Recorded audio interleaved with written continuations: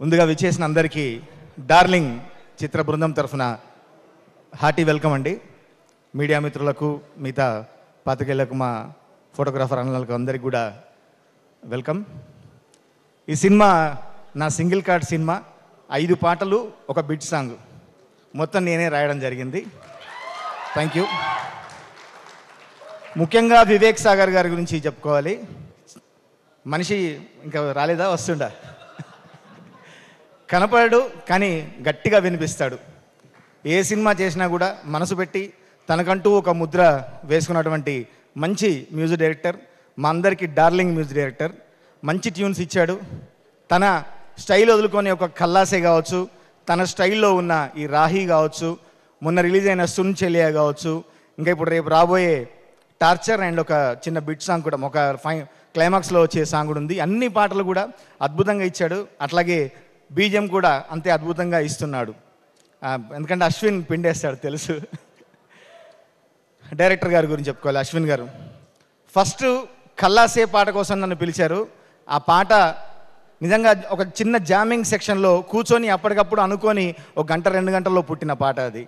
అది చూసి నా వర్కింగ్ స్టైల్ నచ్చి తనతో వేవ్ లెంత్ మ్యాచ్ అయ్యి అన్ని పాటలు రాయాలని అడగడంతో ఈ సింగిల్ కార్డ్ సినిమా నాకు పడింది. Thank you Ashwinji. మీకు తెలుగు తను తక్కువగా అర్థం చేసుకున్నా కూడా తనకు కావాల్సిన పోయిటిక్ ఎమోషన్ని, తన ఎమోషన్ని పాటల్లో ఏం కావాలి చాలా ఖచ్చితంగా చెప్పేవాడు. అందుకనే ఇంత అద్భుతంగా వచ్చాయని పాటలన్నీ అనుకుంటాను. దర్శి అన్న మా అందరి డార్లింగ్. బలగం సినిమా తర్వాత అన్నకు మళ్ళీ నా సింగిల్ కార్డ్ ఇది. చాలా అద్భుతంగా చేశాడు. తను ఎంత స్వచ్ఛమైన మనసున్నాడు, అంత స్వచ్ఛమైన నటుడు, అంత మంచి మిత్రుడు. అన్న మీకు ఈ చిత్రం పెద్ద హిట్ కావాలని మనస్ఫూర్తిగా కోరుకుంటున్నా. మా నభా చాందినిగా నేను దిమాగ్ ఖరాబ్ రాస్తే అది పెద్ద హిట్. తర్వాత మళ్ళీ ఈ రాహి. నిజంగా ఈ రాహి గురించి నేను ప్రత్యేకంగా చెప్పాలి. నాకు ఎంతోమంది మిత్రులు, సంగీత దర్శకులు, అట్లాగే జర్నలిస్టు మిత్రులు కూడా చాలామంది ఫోన్ చేసి అత్యద్భుతంగా ఉంది, చాలా బాగా వచ్చింది అని చెప్పారు. నభా ఇందులో అసలు తన విశ్వరూపం చూస్తాం మనం. చాలా అద్భుతంగా చేసింది. మీకు ఈ సినిమా మంచి హిట్ కావాలని మనస్ఫూర్తిగా కోరుతున్నా. తర్వాత అన్న మిగతా అందరికీ. తర్వాత మా ముఖ్యంగా చెప్పుకోవాల్సింది సీతారామన్న గురించి. సీతారామన్న అందరికీ సినిమాలో ఒక్కొక్కరికి డార్లింగ్ ఉంటే అందరికి కలిపి హోల్సమ్ డార్లింగ్ మా సీతారాం. అందరినీ ఒక దగ్గర కూర్చోబెట్టి చేసిండు. తర్వాత ఈ పాటలు చాలా బాగా వస్తున్నాయని మాకే ఎక్సైట్మెంట్ తెచ్చిన మా సన్నీ ఉన్నాడు, ఇంకో డార్లింగ్. ఆ సన్నీ ప్రతి పాటకి ఫోన్ చేసి చెప్పేవాడు, అసలు నీ వైబ్ మిస్ అయ్యావు, ఈ జామింగ్ మిస్ అయ్యావు అని చెప్పి.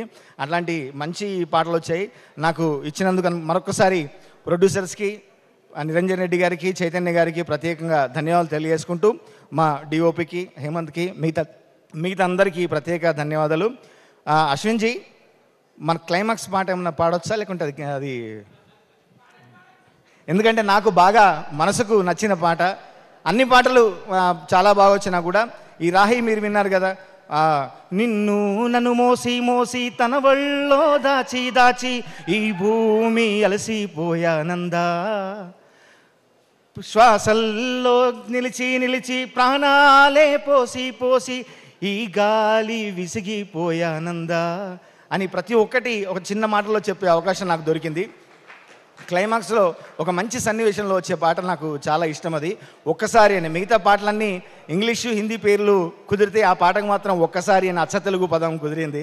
మీరు గమనిస్తే కల్లాసే, రాహి, సున్ చెలియా, టార్చర్ ఇట్లాంటి పాటలు ఉన్నాయి. ఆ లాస్ట్ పాట మాత్రం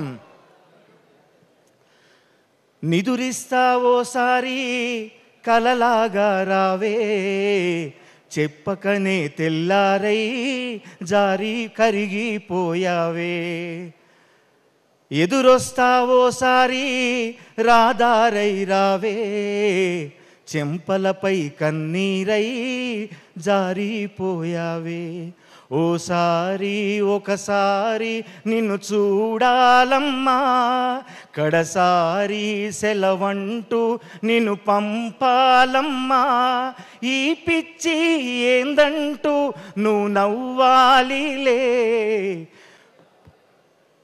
లాలిస్తావోసారి పసిపాపై రావే, ఏ దాగుడు మూతల్లో ఆగిపోయావే, బెదిరిస్తావోసారి అలికిడి వైరావే, ఈ మూగ గొంతుకలో పాటై మిగిలావే.